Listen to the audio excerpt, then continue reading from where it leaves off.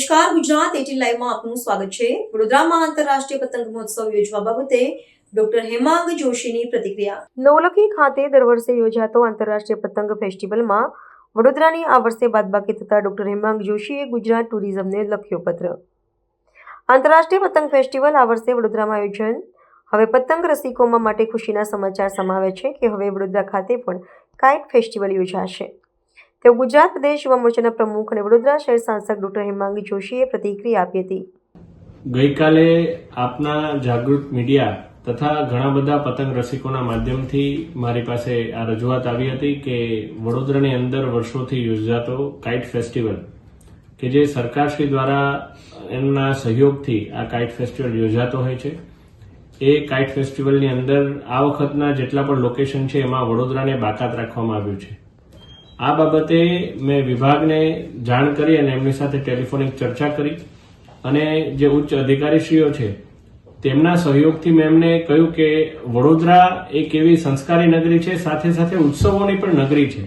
અને વર્ષોથી international kite flyers પણ નવલખી મેદાન ખાતે આવી અને પોતે કાઇટ ફ્લાઇંગ કરતા હોય છે, ત્યારે વડોદરાની અંદર આ ઉત્સવ કન્ટિન્યુ રહેવો જોઈએ અને એની અંદર ફરી એકવાર વડોદરાનો ઉમેરો કરવા માટે મેં એમને રિક્વેસ્ટ કરી અને એક ઔપચારિક પત્ર પણ લખ્યો હતો। આપણા વડોદરાની અંદરના માનનીય સર્વે ધારાસભ્યશ્રીઓ છે, સંગઠનની ટીમ છે, તમામનું પણ આ બાબતે એક જ સૂચન હતું કે વડોદરાને ફરી એકવાર આ જગ્યા કાઇટ ફેસ્ટિવલ માટેની મળવી જોઈએ